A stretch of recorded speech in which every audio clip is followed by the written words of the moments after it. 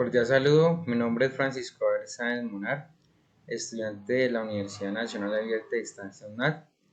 Estamos en la materia de señales y sistemas, la cual en la guía nos dice para la actividad final que tenemos que presentar el documento visible que identifique, seamos quién va a presentar esta presentación de la sustentación del trabajo final. En esta ocasión el día de hoy le voy a explicar el filtro analógico de la evaluación final. Acá estamos los integrantes del grupo en esta diapositiva y vamos a dar inicio a la explicación del trabajo final. Comenzamos con la introducción. La representación de los sistemas, bien sean eléctricos, hidráulicos, mecánicos, entre otros, pueden ser representando a través de ecuaciones matemáticas.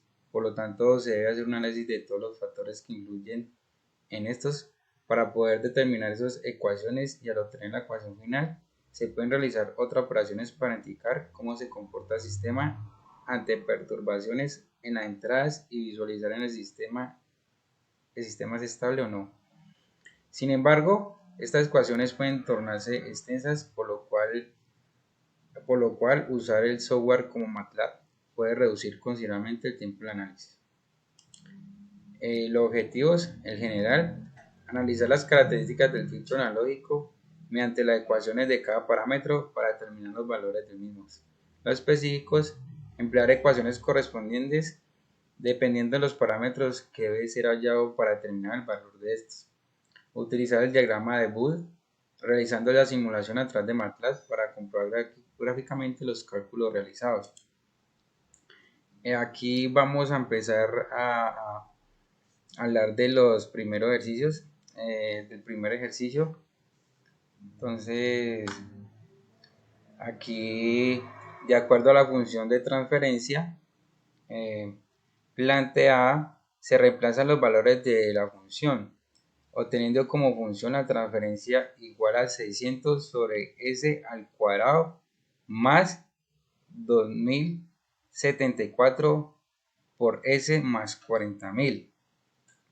Primero se debe calcular la frecuencia natural W sub 0 y el coeficiente de amortiguamiento delta. Por lo tanto, se toma la ecuación estándar y se iguala con la función de transferencia, obteniendo que W sub 0 al cuadrado es igual a 40.000. Por lo tanto, se despeja W sub 0 y se obtiene como valor 200. Para el coeficiente de amortiguamiento se toma 2 por delta por W sub 0 igual a 2074.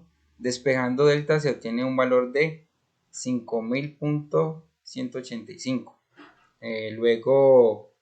Luego se calcula la ganancia máxima en decibelios, tomando la fórmula de 20 por logaritmo base 10 de h sub 0. Este valor de h sub 0 es del numerador, por lo tanto se reemplazan 420 en la ecuación y se obtiene el valor de 55.56 decibelios. Y el diagrama de Booth, obteniendo este, es donde se observa el comportamiento en la magnitud y la fase del sistema, como lo va en el diagrama. Bueno, pasamos. La frecuencia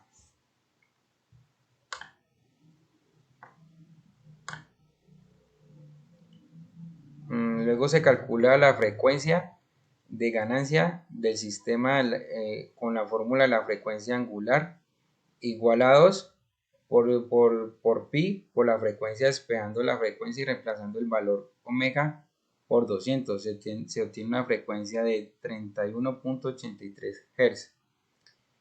Por último, el ancho de la banda se calcula con esta fórmula, donde se reemplazan los valores del coeficiente de amortiguamiento, obteniendo un valor de ancho de banda de 19.46. Comprobando con el diagrama de Booth la frecuencia de magnitud en decíbelos allá anteriormente.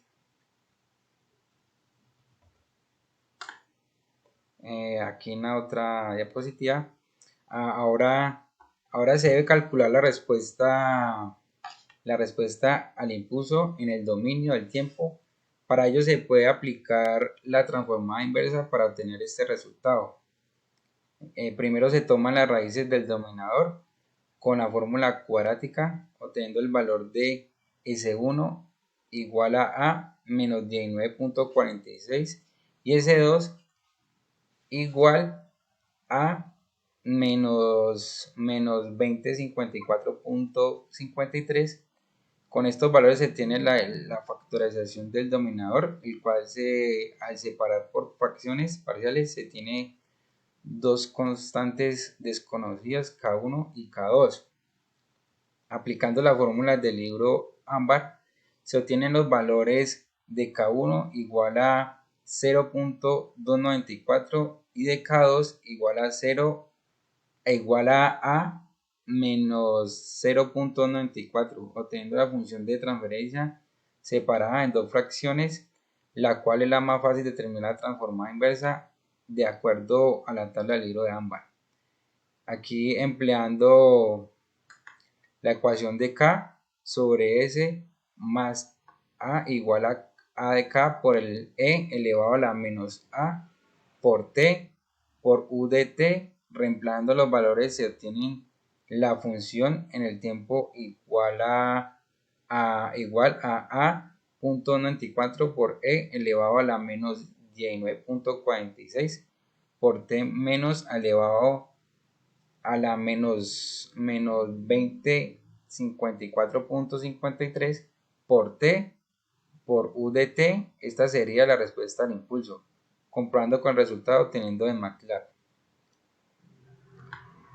Bueno,